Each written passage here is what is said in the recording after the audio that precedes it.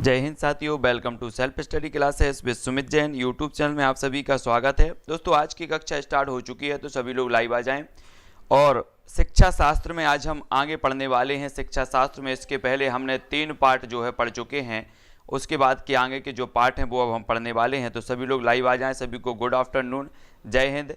ठीक है, सभी लोगों को फटाफट से उत्तर बताना है। ये बहुत ही महत्वपूर्ण जो अपनी ये क्लास होने वाली है, तो जल्दी जल्दी से सभी लोग फटाफट से उत्तर बताना है सभी लोगों को। ठीक है, तो दोस्तों, जो भी हमारे टेलीग्राम ग्रुप में नहीं जुड़े हैं, जो भी साथी टेलीग्राम ग्रुप में नहीं जुड़े हैं, वो क्या करना है, उनको टेलीग्राम ग्रुप से जुड़ना है। टेलीग्राम ग्रुप में जुड़ने के लिए आपको सर्च करना है, टेलीग्राम ऐप डाउनलोड करो, उसमें सर्च करो IAS स्टडी ट्रैक और ज्वाइन हो जाना है। ठीक है, जो भी साथी नहीं जुड़े हैं। और संस्कृत की भी मैंने एक क्लास आपकी डाल दी है, प्रत्यय वाली क्लास। जो भी संस्कृत है जिनका, वो प्रत्यय देख लेना। ट्रिक से मैंने आपको प्रत्यय बताया है बहुत बढ़िया तरीके से, तो प्रत्यय देख लेना। और निरंतर आपकी क्लास हो रही हैं। तो आज का जो हमारा पहला प्रश्न है वो बताना है सभी लोगों को, उच्च प्राथमिक स्तर पर गणित सीखने का तात्पर्य है तो क्या है। 92 का सभी लोग उत्तर बताएंगे।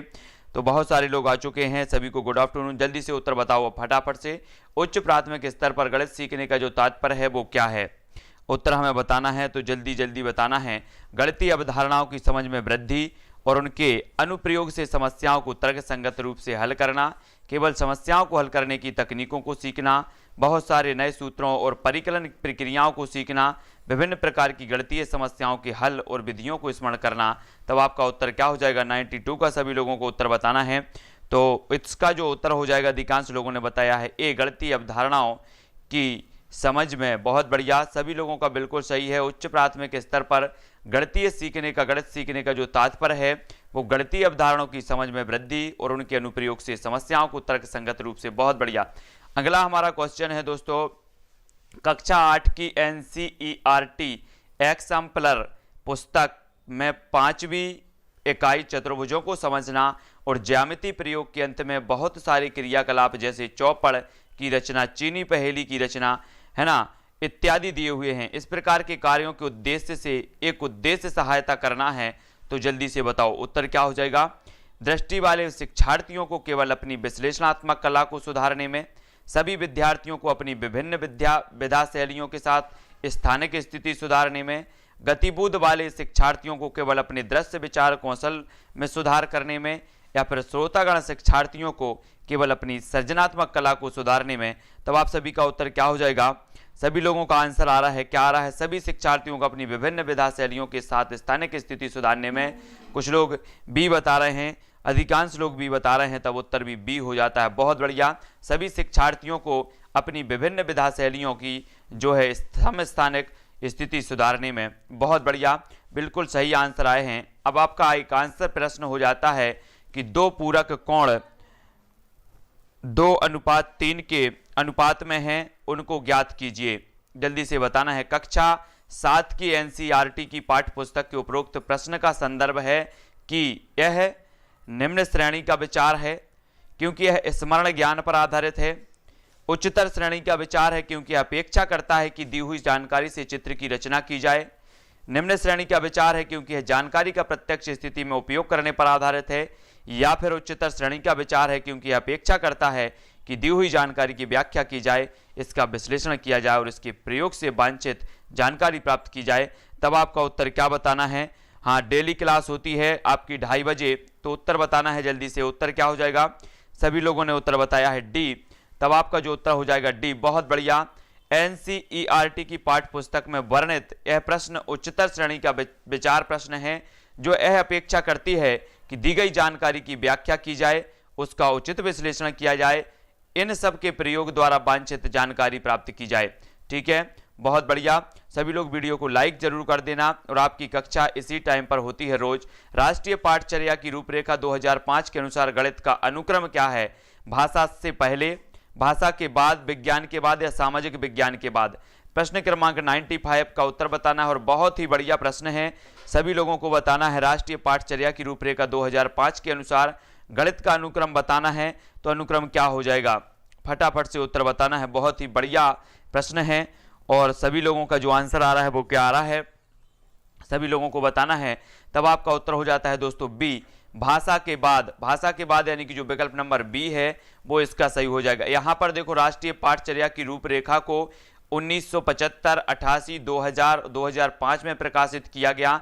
ठीक है, ये चीज भी आपको याद करना है। और 2005 के अनुसार सबसे पहले भाषा, गणित, विज्ञान और फिर सामाजिक विज्ञान, एक क्रम आपको याद होनी चाहिए, है ना। अगर आपको गणित के बाद पूछ लिया जाता है तो विज्ञान आपको पता होनी चाहिए, विज्ञान के बाद पूछ लिया जाता है तो सामाजिक विज्ञान आपको पता होनी चाहिए। तो ये जो अनुक्रम है आपका वो आपको पता होनी चाहिए, भाषा, गणित, विज्ञान और सामाजिक विज्ञान। ठीक है, अगला जो क्वेश्चन है वो है दोस्तों राष्ट्रीय पाठचर्या की रूपरेखा एनसीएफ 2005 के अनुसार प्राथमिक स्तर पर गणित शिक्षण का उद्देश्य निम्न में से कौन सा नहीं है, तब हमें बताना है। तो सभी लोग उत्तर बताएंगे कौन सा उद्देश्य नहीं है। गणित में उच्चतर और अमूर्त पढ़ाई की तैयारी कराना, गणित को बच्चे की जिंदगी के अनुभवों का भाग बनाना, या फिर समस्या समाधान और समस्या प्रस्तुत करने के कौशल को प्रोत्साहित करना, या फिर तर्क संगत विचारों को प्रोत्साहित करना। तब हमारा 96 का उत्तर क्या हो जाएगा, सभी को बताना है कि एनसीएफ 2005 के अनुसार प्राथमिक स्तर पर गणित शिक्षण का उद्देश्य कौन सा नहीं है। तब आपका उत्तर क्या हो जाएगा, जूली जी, जेत जी, स्नेहलता, विजय, पूजा जी, सभी लोग उत्तर बताएंगे। तब आपका उत्तर हो जाता है दोस्तों ए, गणित में उच्चतर और अमूर्त पढ़ाई की तैयारी कराना। ये जो है ये नहीं होगा इसका। गणित में उच्चतर और अमूर्त पढ़ाई की तैयारी कराना राष्ट्रीय पाठचर्या की रूपरेखा एनसीएफ 2005 के अनुसार प्राथमिक स्तर पर गणित शिक्षण का उद्देश्य नहीं है, ये चीज आपको याद रखनी है। अगला हमारा क्वेश्चन है राष्ट्रीय पाठचर्या रूपरेखा एनसीएफ वर्ष 2005 के अनुसार प्राथमिक विद्यालयों में गणित पढ़ाने का मुख्य उद्देश्य निम्नलिखित में से कौन सा नहीं है। तो बताना है प्रश्न क्रमांक 97 का आंसर। तो सभी लोग बताएंगे, सुनीता जी, तन्वी जी, रक्षा जी, सभी लोगों का आंसर आने चाहिए। इंदर जी, उत्तर क्या हो जाएगा। तब सभी लोग जो उत्तर बता रहे हैं, कुछ लोग बता रहे हैं ए, कुछ लोग बता रहे हैं डी। आशीष पटेल जी, फटाफट से उत्तर बताएं। तो आपका जो आंसर होगा दोस्तों वो क्या होगा, आपका आंसर हो जाएगा विकल्प नंबर ए। ए मतलब जो है बच्चे की सोच विचार प्रक्रिया को गणितीय रूप देना। ये जो है प्राथमिक स्तर पर विद्यालयों में गणित पढ़ाने का उद्देश्य नहीं है। विकल्प नंबर ए इसका सही हो जाएगा। ठीक है, बहुत बढ़िया। राष्ट्रीय पाठचर्या रूपरेखा एनसीएफ 2005 के अनुसार प्राथमिक विद्यालयों में गणित पढ़ाने का मुख्य उद्देश्य बच्चे की सोच विचार प्रक्रिया को गणितीय रूप देना नहीं है। तब हमारा अगला प्रश्न आता है राष्ट्रीय पाठचर्या रूपरेखा 2005 सिफारिश करता है कि प्राथमिक स्तर पर गणित की शिक्षा का केंद्र होना चाहिए। तो क्या केंद्र होना चाहिए, सभी को उत्तर बताना है। उच्चतर गणित की तैयारी, गणित के मूर्त विचार जानना, कक्ष में की गई पढ़ाई को विद्यार्थियों की दैनिक जिंदगी से जोड़ने में सहायता करना, विद्यार्थियों को गणित की शिक्षा में अंतर्राष्ट्रीय मापदंड अर्जित करने में सहायता करना। तब आपका 98 का उत्तर सभी लोगों को बताना है। पुष्पेंद्र जी, उत्तर क्या हो जाएगा। तब सभी ने जो उत्तर बताया है 98 का वो क्या बताया, अधिकांश लोग बता रहे हैं ए, कुछ लोग बता रहे हैं डी। तो इसका जो आंसर हो जाएगा दोस्तों अपना 98 का वो हो जाएगा सी यानी कि कक्ष में की गई पढ़ाई को विद्यार्थियों की दैनिक जिंदगी से जोड़ने में सहायता करना। ये सी नंबर का हो जाएगा।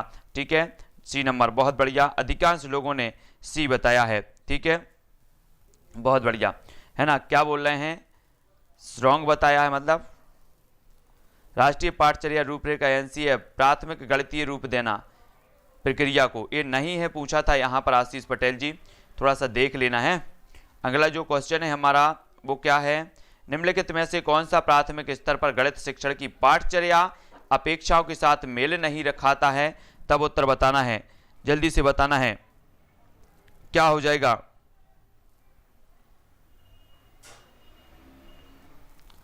प्रश्न क्रमांक 99 का उत्तर बताना है, जल्दी बताओ, फटाफट से सभी लोग उत्तर बताएंगे कि निम्न में से प्राथमिक स्तर पर गणित शिक्षण की पाठचर्या अपेक्षाओं के साथ मेल नहीं खाता है। तो कौन सा नहीं खाता है। मित्र को पूर्ण के अंश के रूप में, भिन्न को पूर्ण के अंश के रूप में प्रदर्शित करना तथा सरल भिन्नों को व्यवस्थित करना, वर्गीकृत आंकड़ों के निरूपण का विश्लेषण करना तथा निष्कर्ष निकालना, दैनिक जीवन की तार्किक कार्य प्रणाली तथा गणितीय सोच के बीच संयोजन का विकास, मानक परिकलन प्रणाली से संख्या संबंधी संक्रियाओं के करने में भाषा और प्रतीक चिन्हों का विकास। तब आपका उत्तर क्या होगा, प्रश्न क्रमांक 99 का हो जाएगा बी यानी कि वर्गीकृत आंकड़ों के निरूपण का विश्लेषण करना तथा निष्कर्ष निकालना, है ना। वर्गीकृत आंकड़ों के निरूपण का विश्लेषण करना तथा निष्कर्ष निकालना प्राथमिक स्तर पर गणित शिक्षण की पाठचर्या अपेक्षाओं के साथ मेल नहीं रखता। तो ये चीज आपको याद रखनी है। अगला क्वेश्चन है राष्ट्रीय पाठचर्या रूपरेखा 2005 के अनुसार विद्यालयों में गणित शिक्षण का संकीर्ण उद्देश्य क्या है? संकीर्ण उद्देश्य हमें बताना है। सभी लोग बताएंगे। प्रश्न क्रमांक 100 का उत्तर हमें बताना है। जल्दी से बताओ, तब आपका उत्तर क्या हो जाएगा? प्रश्न क्रमांक 100 का उत्तर सभी लोग जो बता रहे हैं वो क्या बता रहे हैं? जल्दी से बताओ। प्रश्न क्रमांक 100 का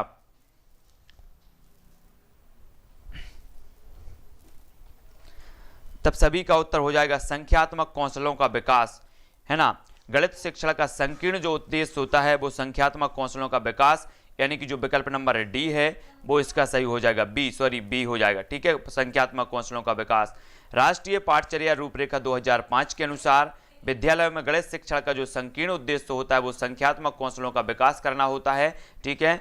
अगला हमारा क्वेश्चन है, एक शिक्षक कक्षा तीसरी में निम्नलिखित कारणों का वितरण करता है और बच्चों को समान आकृतियों का मिलान करने के लिए कहता है, तब हमारा जो विकल्प होगा वो कौन सा सही होगा हमें यहाँ पर बताना है। तो जल्दी से बताना है। इस खेल का उद्देश्य है तो क्या है? समान आकृतियों को कह रहा है कि समान आकृतियों का मिलान कीजिए, तो इस खेल का उद्देश्य क्या है यहाँ पर हमें देखना है। ये रहे आपके 4 विकल्प, 4 में से एक चयन करना है। विभिन्न अभिविन्यासों में समान आकृतियों की पहचान करने में बच्चों की मदद करना, आंख हाथ के समन्वय को बढ़ाना, समानता और सर्वांग समता की अवधारणा को विकसित करना, कक्ष के वातावरण को व्यस्त और आनंददायक बनाना, तब आपका उत्तर क्या हो जाएगा? सभी लोगों को बताना है।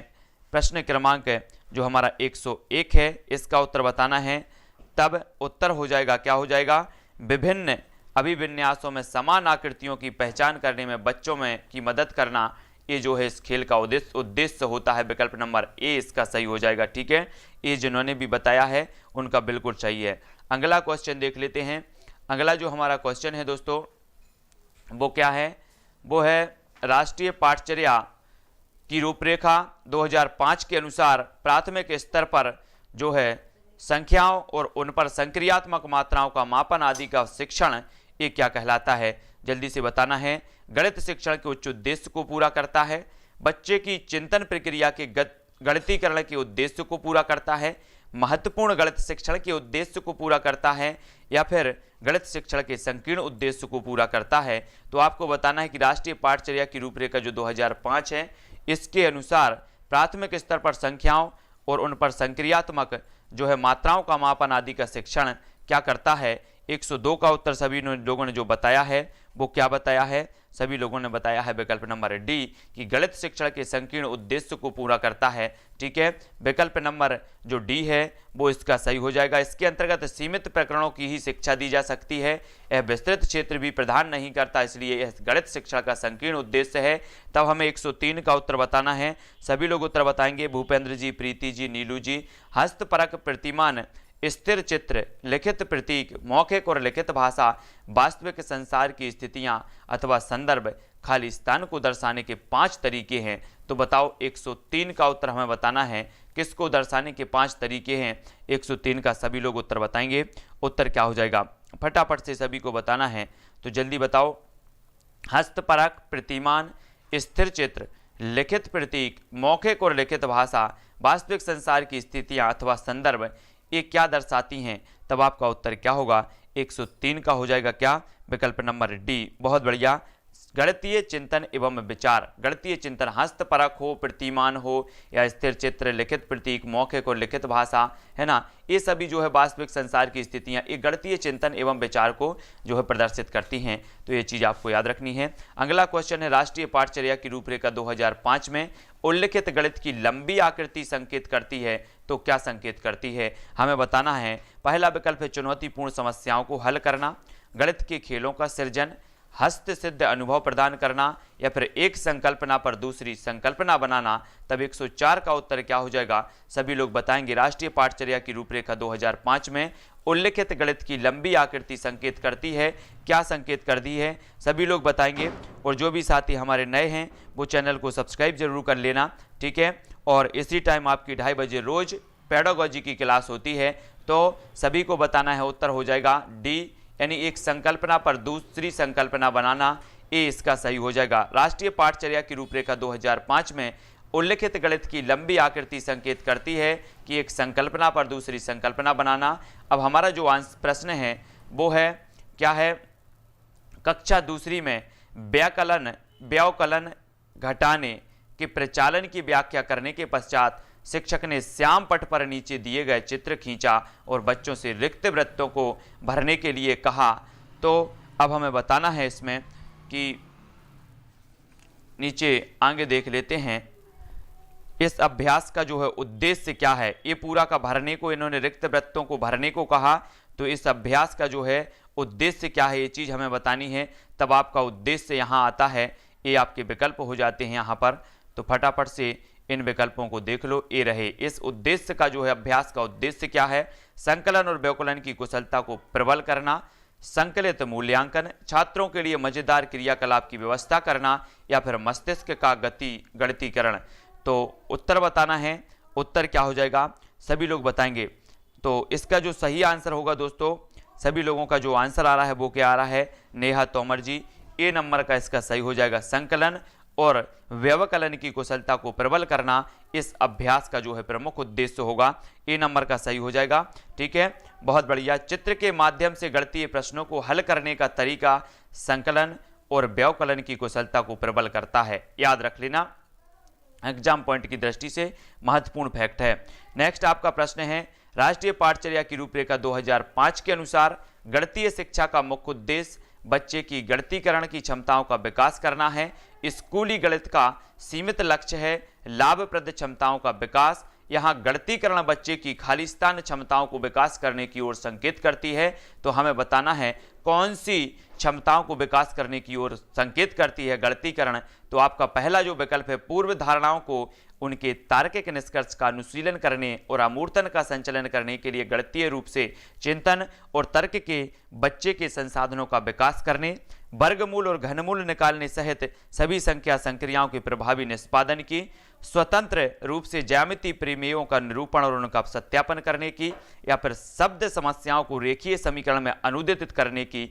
तब आपका उत्तर क्या होगा, आपको उत्तर बताना है। सभी लोगों को उत्तर बताना, अधिकांश लोग जो उत्तर बता रहे हैं वो बता रहे हैं ए। बहुत बढ़िया दिलीप जी, हरि जी, तब आपका उत्तर होगा ए। पूर्व धारणाओं को उनके तार्किक निष्कर्ष का अनुशीलन करने और अमूर्त चिंतन का संचालन करने के लिए गणितीय रूप से चिंतन और तर्क के बच्चे के जो है संसाधनों का विकास करने के लिए ये होता है।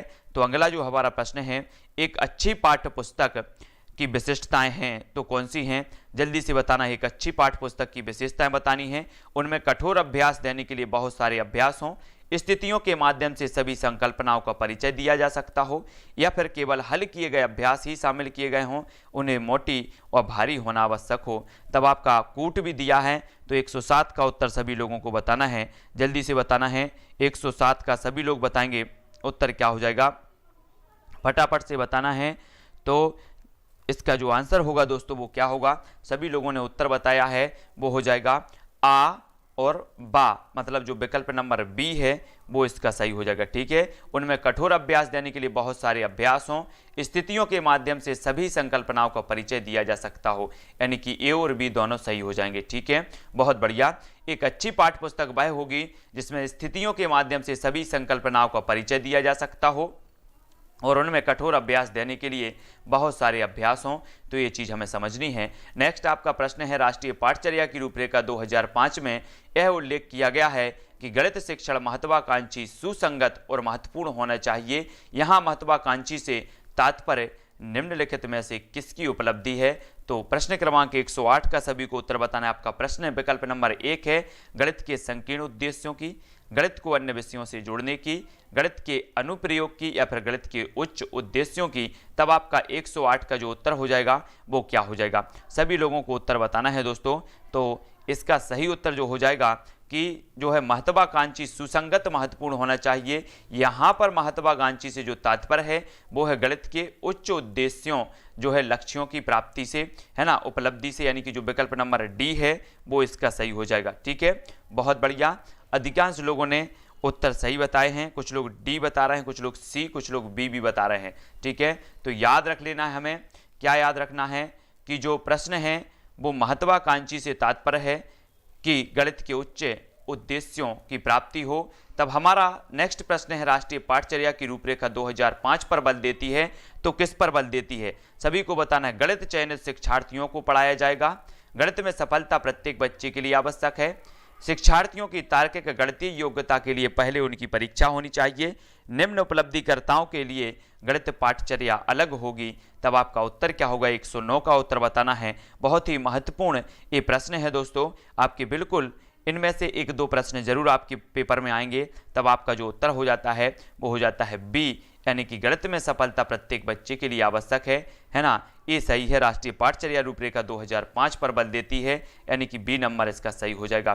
ठीक है, याद रख लेना है कि जो एनसीएफ 2005 है, राष्ट्रीय पाठचर्या की रूपरेखा 2005 है, गणित में सफलता प्रत्येक बच्चे के लिए आवश्यक है पर बल देती है। ठीक है, अगला क्वेश्चन है दोस्तों, राष्ट्रीय पाठचर्या की रूपरेखा 2005 अधिगम के रचनावादी उकाबम पर बल देती है क्योंकि वह खाली स्थान पर केंद्रित है। जल्दी से बताओ किस पर केंद्रित है? शिक्षक द्वारा प्रभावी व्याख्यान और अनुदेशन पर, परिभाषाओं और सूत्रों को याद करने पर, नियमित ग्रह और गृह कार्य जमा करने पर, या गतिविधियों में शामिल करते हुए शिक्षार्थियों की सक्रिय भागीदारिता पर।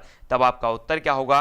110 का उत्तर हमें बताना है, सभी लोगों को बताना है, बहुत ही महत्वपूर्ण है। और इसका उत्तर हो जाएगा डी, यानी कि जो है गतिविधियों में शामिल करते हुए शिक्षार्थियों की सक्रियता भागीदारी पर। बहुत बढ़िया आंसर सभी लोगों के आ रहे हैं। राष्ट्रीय पाठचर्या जो है रूपरेखा 2005 अधिगम के रचना पर बल देती है क्योंकि वह अधिगम में शामिल करते हुए शिक्षार्थी की सक्रिय भागीदारिता पर केंद्रित है। बहुत बढ़िया आंसर। अगला जो हमारा क्वेश्चन है, राष्ट्रीय पाठचर्या की रूपरेखा की संख्या 2005 मानती है कि गणित में चिंतन और तर्कणा का एक तरीका शामिल होता है।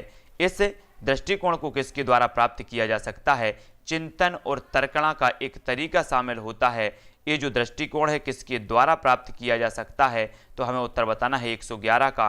खोजबीन उपागम का प्रयोग करना, हस्तचालकों का प्रयोग करना, संकल्पनाओं का वास्तविक जीवन में जोड़ना, विद्यार्थियों को चर्चाओं में शामिल करना, गणित की सभी पाठ्यपुस्तकों का पुनर्लेखन करना, विद्यार्थियों को बहुत सारे सवाल कार्यपत्रक देना, या फिर विद्यार्थियों को विशेष कोचिंग देना। तब आपको बताना है कि चिंतन और तर्कणा एक तरीका है, शामिल होता है। इस दृष्टिकोण को किसके द्वारा प्राप्त किया जा सकता है? मतलब चिंतन और तर्कणा को किसके द्वारा प्राप्त किया जा सकता है? तब आपका उत्तर क्या होनी चाहिए? उत्तर हो जाएगा खोजबीन उकागम का। सभी लोगों ने बिल्कुल ए नंबर पर टिक लगाया है, बिल्कुल सटीक आंसर है आप लोगों का।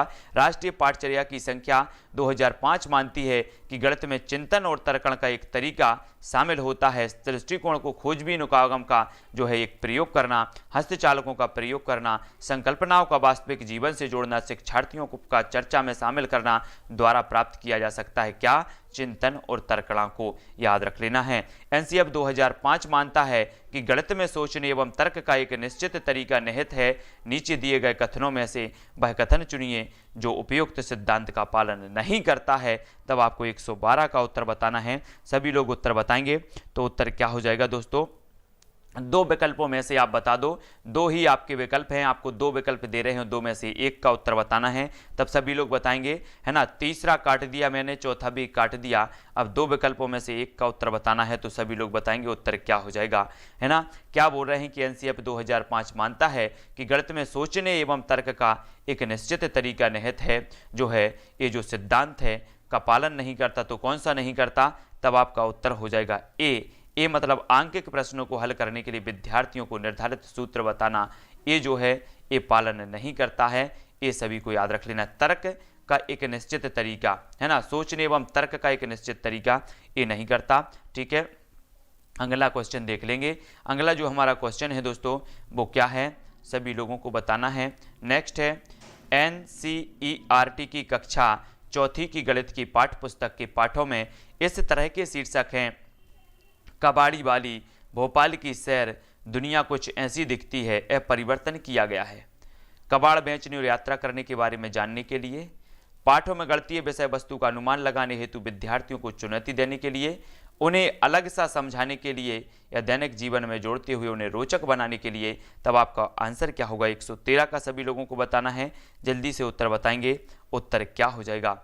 जल्दी से बताओ। आपने देखे होंगे पुस्तकों में कबाड़ी बाली भोपाल की शेर दुनिया कुछ ऐसी दिखती है, इसका उद्देश्य क्या है पुस्तकों में आप सभी लोगों ने देखे हैं। इन पाठों को रखने का उद्देश्य क्या है तब सभी लोगों ने बताया है विकल्प नंबर डी, दैनिक जीवन में जोड़ते हुए उन्हें रोचक बनाने के लिए। बहुत बढ़िया आंसर सभी लोगों के, है ना। पाठ पुस्तक को रोचक बनाने के लिए उसके पाठों के शीर्षक को दैनिक जीवन से जोड़ा गया है। बहुत बढ़िया आंसर। अगला प्रश्न है, बच्चे जो है थोड़ा सा इसको जूम आउट करते हैं। बच्चे के पर्यावरण में जो वस्तुएं लुढ़कती या फिसलती हैं उन पर कक्षा में चर्चा शुरू करो। बच्चों को उनके आकार देखने में और यह समझने में कि कैसे कुछ वस्तुएं लुढ़कती हैं और कुछ फिसलती हैं सहायता करो। स्रोत गणित के जादू 2 NCERT कक्षा 2 की पाठ पुस्तक में इस तरह के सुझाव यह समझने में शिक्षक की सहायता करते हैं कि 4 विकल्प हैं, 4 में से आपका उत्तर होगा डी। यानी कि ये जो सुझाव हैं यह समझने के लिए शिक्षक की सहायता करते हैं कि निर्देशन में संपूरित चर्चाएं विद्यार्थियों को संकल्पनाओं को बेहतर तरीके से समझने में सहायता करती हैं। ये चीज़ आपका उत्तर हो जाएगा। दोस्तों जब आप पेपर देने जाओगे तब देखो जो संस्कृत का पेपर आता है या जिसमें फर्स्ट भाषा जो लैंग्वेज रहती है उसमें इतना बड़ा वो रहता है, क्या आपकी जो गद्यांश पद्यांश रहता है कि पूरा ये स्क्रीन जो आप देखो दिख रही है पूरी, इस स्क्रीन पर वो नहीं आता। इस स्क्रीन पर नहीं आता तब आपको ऊपर नीचे करना पड़ता है, तब आपको बहुत अच्छे से पढ़ने की जरूरत होती है। अमूर्त गणित के अधिगम का प्रथम चरण प्रारंभ होता है तो कब होता है? प्राथमिक स्तर पर, माध्यमिक स्तर पर, उच्चतर माध्यमिक स्तर पर, उपरोक्त में से कोई नहीं। तो 115 का उत्तर बताना है। हाँ, पढ़ नहीं पाते तो 115 का उत्तर हमें बताना है, तो जल्दी से बताना है। हमें प्रैक्टिस करने की ज़रूरत है। जो भी नए साथी हैं मैं उनको बता रहा हूँ कि बहुत दिक्कत होती है जब बड़े गद्यांश होते हैं पद्यांश होते हैं तो उसमें दिक्कत होती है। आगे पीछे करो फिर उसका एक एक चीज़ पढ़ो तो बहुत तकलीफ। आपको बहुत प्रैक्टिस करने की ज़रूरत है। जब तक अंदर से ये ना लगने लगे कि अब बस, है ना, तब तक आप तैयारी करते रहो। अमूर्त गणित के अधिगम का प्रथम चरण प्रारंभ होता है तो वो होता है प्राथमिक स्तर पर, याद रख लेना है। अमूर्त गणित के अधिगम का प्राथमिक चरण प्राथमिक स्तर पर प्रारंभ हो जाता है। इस स्तर पर बच्चों में कल्पना करने की, सोचने की क्षमता धीरे धीरे विकास होता है, याद रख लेना है। अगला जो क्वेश्चन देखते हैं, अगला जो हमारा क्वेश्चन है दोस्तों वो क्या बोल रहा है? NCF 2005 बल देता है तो काय पर बल देता है? 116 का उत्तर हमें बताना है। सभी लोग उत्तर बताएंगे। NCF 2005 बल देता है रटने पर, करके सीखने पर, या फिर सूत्र याद करने पर, या सवाल हल करने पर। तब आपका उत्तर क्या हो जाएगा? NCF 2005 के बारे में सभी को बताना है। उत्तर क्या होगा? सभी लोगों का जो आंसर आ रहा है वो आ रहा है बी, यानी कि NCF 2005 करके सीखने पर बल देता। बहुत बढ़िया, सभी लोगों के आंसर बिल्कुल सटीक आ रहे हैं। तब हमारा अगला क्वेश्चन हो जाता है, वो क्या हो जाता है? NCF 2005 के अनुसार गणित शिक्षण होना चाहिए तो कैसा होना चाहिए? बाल केंद्रित, शिक्षा केंद्रित, पाठ पुस्तक आधारित, या फिर ये सभी? तो उत्तर क्या होगा? सभी लोग बताओ। NCF 2005 के अनुसार जल्दी बताना है। हाँ, सभी लोग बताएंगे। NCF 2005 के अनुसार गणित शिक्षण होना चाहिए तो किस प्रकार का होना चाहिए? सभी लोगों ने जो आंसर बताया है, अधिकांश लोगों ने बताया है बाल केंद्रित शिक्षा, है ना, यानी कि जो विकल्प नंबर ए है वो इसका सही हुआ। सभी लोगों को पता है NCF 2005 के अनुसार गणित शिक्षण बाल केंद्रित होना चाहिए जिसमें बच्चों को गणित विषय के प्रति रुचि पैदा की जा सके। तब हमारा जो अगला प्रश्न है, किस आयु वर्ग के बच्चों के लिए शिक्षा का अधिकार कानून एक मौलिक अधिकार है? उत्तर बताना है, सभी लोगों को बताना है। 118 का उत्तर बताना है। दोस्तों जब हम पूरा रिवीजन करेंगे और एक या दो क्लास में, पूरी मैराथन क्लास में जब इसका रिवीजन करेंगे तब एक भी क्वेश्चन आपका गलत नहीं होना चाहिए। इस प्रकार से हमें पढ़ना है, ठीक है। और ये बहुत ही बढ़िया प्रश्न है जो परीक्षा में निरंतर आते हैं। किस आयु वर्ग के बच्चों के लिए शिक्षा का अधिकार कानून एक मौलिक अधिकार है? तब आपका उत्तर होगा 6 से 14। आप सभी को पता है 6 से 14 वर्ष के जो है बच्चों के लिए शिक्षा का अधिकार कानूनन एक अधिकार है। सभी लोगों को पता है शिक्षा का अधिकार अधिनियम 2009 के अंतर्गत 6 से 14 वर्ष की आयु वर्ग के सभी बालकों को अनिवार्य रूप से प्राथमिक शिक्षा देने का प्रावधान है। बहुत बढ़िया आंसर, सभी लोगों के बिल्कुल आंसर सही आ रहे हैं। अब दोस्तों गणित की भाषा एवं शिक्षण की विधियां हमें यहाँ पर पढ़ना है, ठीक है। इनका बिल्कुल आपके सिलेबस के अनुसार आपको जो है निरंतर अभ्यास करवाया जा रहा है। तब आपको उत्तर बताना है, निम्न में से किस गणित शिक्षण विधि में प्रक्रिया के छोटे छोटे भागों को मिलाकर एक संयुक्त इकाई के रूप में प्रस्तुत किया जाता है। वो शिक्षण विधि हमें यहाँ पर बताना है, तो जल्दी से बताना है विश्लेषण विधि, प्रयोगशाला विधि, आगमन विधि या फिर संश्लेषण विधि। तब आप सभी का उत्तर क्या हो जाएगा। सभी लोगों को वीडियो को लाइक जरूर कर देना है। दोस्तों अब आपकी एक कक्षा 10 बजे से भी होगी, ठीक है, आपकी वर्ग 3 की टेट की एक 10 बजे से भी कक्षा होगी और एक 11 बजे भी कक्षा होगी। अब मैंने करंट अफेयर्स की जो अपनी चलती थी वीडियो उसको बनाना बंद किया है और अब 10 बजे और 11 बजे भी वर्ग 3 की होगी। मैं विषय सब्जेक्ट डिसाइड कर दूंगा, 10 बजे भी होगी और 11 बजे भी होगी। आपकी 6:30 बजे तो होती है, 7 बजे भी होती है आपकी, और आपकी जो है 10 बजे भी होगी और 11 बजे भी होगी। तब आपका उत्तर हो जाएगा डी, यानी कि शिक्षण विधि में प्रक्रिया के छोटे छोटे भागों को मिलाकर एक संयुक्त इकाई के रूप में प्रस्तुत किया जाता है ना। किस शिक्षण में? संश्लेषण, यानी कि डी नंबर इसका सही होगा। संश्लेषण विधि में छोटे छोटे भागों को मिलाकर एक इकाई के रूप में प्रस्तुत किया जाता है। यह बाल केंद्रित शिक्षा प्रणाली नहीं है, क्योंकि उसमें शिक्षक अधिक सक्रिय रहता है और विद्यार्थी कम सक्रिय रहता है। ठीक है, सभी लोगों को याद रख लेना है। प्रमाण से प्रत्यक्ष की ओर जो है किस शिक्षण विधि से संबंधित हैं? तो प्रमाण से प्रत्यक्ष की ओर आपने शिक्षण के सूत्र पढ़े हैं, है ना। जीके नहीं आएगा, वर्ग 3 में जीके की कोई बिल्कुल आवश्यकता नहीं है ना। जल्दी से संस्कृत की क्लास जो है, मैंने आज प्रत्यय की क्लास एक वीडियो डाला है बना करके प्रत्यय, तो प्रत्यय की देख लेना। प्रत्यय जिनका बैकग्राउंड नहीं है संस्कृत, उनको मैंने सेकंड भाषा वालों को ट्रिक से बताया है, एक बार अच्छे से देख लेना, है ना। प्रत्यय पूछे जाते हैं और संस्कृत के कुछ ऐसे प्रत्यय होते हैं जो हिंदी के समान नहीं होते दोस्तों, जिनका अर्थ ही कुछ अलग होता है और कुछ पूछा जाता है। आपको कभी अगर आपने नहीं पढ़ा तो समझ में नहीं आएगा, इसलिए मैंने ट्रिक आपको बताई है प्रत्यय की। तो संस्कृत वाला वीडियो सभी लोग देख लेना, जिनका सेकंड भाषा संस्कृत है। उस ट्रिक से आप एक बार प्रत्यय पढ़ोगे तो आपके 1-2 नंबर पक्के हो जाएंगे बिल्कुल, है ना। तो संस्कृत का वीडियो देख लेना। प्रमाण से प्रत्यक्ष की ओर किस शिक्षण विधि से संबंधित है? तब आपका उत्तर होगा बी, निगमन विधि। आपने आगमन और निगमन विधियां पढ़ी होंगी। निगमन विधि में तथ्यों से उदाहरण की ओर बढ़ते हैं, तथ्यों से उदाहरण की ओर बढ़ते हैं, और आगमन विधि से उदाहरण से तथ्यों की ओर बढ़ते हैं। ये अंतर है आगमन और निगमन में। निगमन में जो होता है तथ्यों से उदाहरण की ओर, और जो आगमन है उसमें उदाहरण से तथ्यों की ओर, ये याद रखना है। ठीक है, इसमें प्रमाण में प्रत्यक्ष की विवेचना की जाती है। यह विधि नवीन समस्या समाधान हेतु अधिक उपयुक्त है। अगला हमारा क्वेश्चन है साथियों, स्वयं सीखने की विधि को गणित में किस अन्य नाम से जाना जाता है? 121 का सभी लोग बताना है। सभी लोग बताएंगे स्वयं सीखने की विधि को गणित में किस नाम से जाना जाता है? समस्या समाधान विधि, अन्वेषण विधि, लेख विधि या फिर व्याख्यान विधि। तब सभी का आंसर आना चाहिए। सभी लोग बताएंगे 121 का आंसर बताना है। तो सभी लोग लाइक जरूर कर देना वीडियो, और आप लोगों के लिए अच्छा लग रहा है इस प्रकार से कि नहीं लग रहा, कमेंट में जरूर बता देना। ठीक है, मैं तो हमेशा यही प्रयास करता हूं कि अच्छे से अच्छा कंटेंट आप लोगों के लिए जो है मिले, ताकि आप लोग एक अच्छी तैयारी, अच्छा अभ्यास कर सकें। ठीक है, तो स्वयं सीखने की विधि को गणित में किस अन्य नाम से जाना जाता है? तब दोस्तों आपका जो आंसर हो जाएगा, अधिकांश लोग बता रहे हैं ए, कुछ लोग बता रहे हैं बी और कुछ लोग बता रहे हैं सी। तब आपका आंसर होगा बी, अन्वेषण विधि। अन्वेषण विधि इसका सही होगा। स्वयं सीखने की विधि को कहा जाता है गणित में अन्वेषण विधि, तो बी नंबर का इसका सही हो जाएगा, याद कर लेना। ठीक है, अब दोस्तों आज की वीडियो में बस यहीं तक। कल हम पुनः इसी टाइम अभ्यास करेंगे। ठीक है, और हिंदी भाषा 2 के लिए अगर आप लोग बोलो तो 10 बजे क्लास रख लेते हैं। 10 बजे मेरा फ्री टाइम है, तो अगर आप लोग बोलो कि हिंदी भाषा जो 2 है अपनी, उसमें अपन 10 बजे क्लास रख लेते हैं और आपको अभ्यास के माध्यम से पूरे के पूरे टॉपिक क्लियर करवाएंगे। ठीक है, तो सभी लोगों को बताना दोस्तों कैसा लगा आप सभी के लिए। आज हमने पूरा एनसीएफ के आधार पर, पाठचर्या के आधार पर, एनसीईआरटी के आधार पर कुछ महत्वपूर्ण प्रश्नों को यहाँ पर जाना है, और ये जो प्रश्न है निश्चित आपकी सफलता की ओर बढ़ाएंगे आपको। तो इसी प्रकार से अपनी रोज 2:30 बजे क्लास होती है जूली जी, रोज 2:30 बजे क्लास अपनी शिक्षा शास्त्र से संबंधित होती है। ठीक है, सभी लोग याद रख लेना, है ना।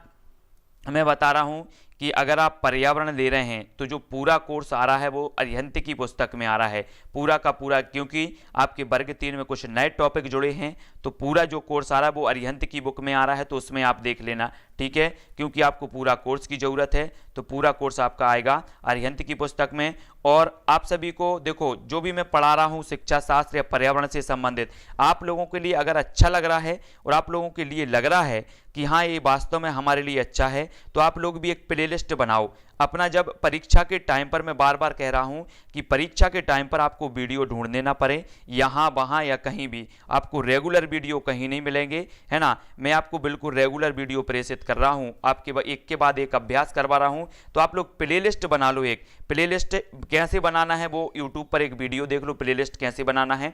तो आप एक प्लेलिस्ट बनाओ, उसमें क्रम वाइज वीडियो को रखो कि ये पढ़ना है, हमें ये पढ़ना है। तब आप परीक्षा का टाइम जब आपका आएगा 10 से 15 दिन, जब आपको रिवीजन करना होता है, तब आप कहीं भी नहीं भटकेंगे। आपको सॉलिड आपकी प्लेलिस्ट होगी और उसके अनुसार पूरे के पूरे वीडियो देख सकेंगे, ठीक है।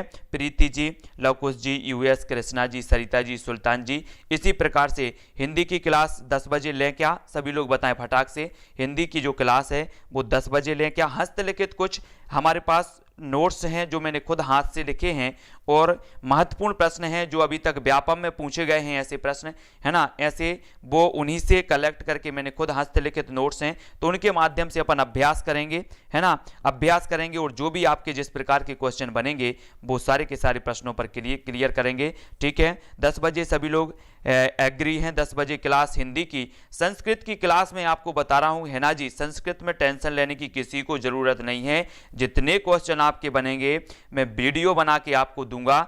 लाइव क्लास नहीं होगी संस्कृत की, मैं वीडियो बना के आपको दूंगा, वो वीडियो आपको देखना है। संस्कृत वाले जो भी आपकी महत्वपूर्ण पूछी जाती है, प्रत्यय पूछे जाते हैं, उपसर्ग पूछे जाते हैं, विभक्तियां पूछी जाती हैं, जो आपकी पूछी जाती हैं, मैं आपको व्यवस्थित तरीके से कैसे आपको याद होगा, ट्रिक के माध्यम से जो भी हो मैं बना के आपको दूंगा, वो आपको याद रखना है, ठीक है। और हिंदी जो ग्रामर है आपकी, अपन 10 बजे क्लास रख लेते, आज से ही आपकी 10 बजे क्लास होगी। हस्तलिखित कुछ प्रश्नों का संकलन है, उन प्रश्नों पर हम चर्चा करेंगे, उन पर प्रैक्टिस करेंगे, ठीक है। तो सभी लोगों को याद रख लेना है, आज 10 बजे आपकी हिंदी की क्लास स्टार्ट होगी। सभी लोग लाइक कर देना और साथियों जो है अपना जो वीडियो है उसको सभी लोग लाइक करते जाएं। शाम को 6:30 बजे आपकी पर्यावरण की क्लास होगी, ठीक है। पर्यावरण की क्लास होगी शाम को 6:30 बजे और 7:15 पर बाल विकास की क्लास होगी। तो सभी को याद रख लेना है। और जब भी मुझे टाइम मिलता है तो मैं विस्तृत बनाने का प्रयास करता हूं। विस्तृत मतलब बाल विकास को विस्तृत, पर्यावरण को विस्तृत बना के आप तक प्रेषित करता हूं, ठीक है। 10 बजे से आपकी होगी, अपन आध घंटा या 40-45 मिनट का वीडियो रख लेंगे, ठीक है। 40-45 मिनट का ठीक है, ताकि सही है, या आधा घंटा का रख लेंगे। पुष्पेंद्र जी, दिलीप जी, कृष्णा जी, दुर्गेश जी। तो अपन को हर एक टॉपिक, अपन को कुछ भी ऐसा नहीं पढ़ना दोस्तों कि आप कुछ भी पढ़ते रहो। अपना सिलेबस देखो और सबसे पहले ये डिसाइड करो कि हमें क्या पढ़ना है, हमें क्या नहीं पढ़ना है, ठीक है। कुछ भी मत पढ़ते रहो कि जो है हम कुछ भी पढ़ रहे हैं, ये चीज अपन को नहीं पढ़ना है। अपन को ये पहले जानना है कि हमें पढ़ना क्या है। अगर आपको क्वालिफाई वास्तविक में होना है तो हमें पहले जानना है कि हमें पढ़ना क्या है और क्या नहीं पढ़ना है। ये चीज सभी लोग जानेंगे।